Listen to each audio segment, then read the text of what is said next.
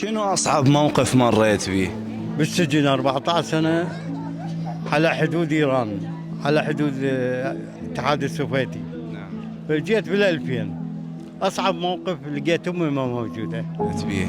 والله استاذ انا كنت صايم برمضان يوم 29 رمضان، فطرت بقلاص مي. والدي الله يرحمه كان نايم بصفي يعني يم المصلى مالتي. لما كملت الصلاه توفى الى رحمه الله.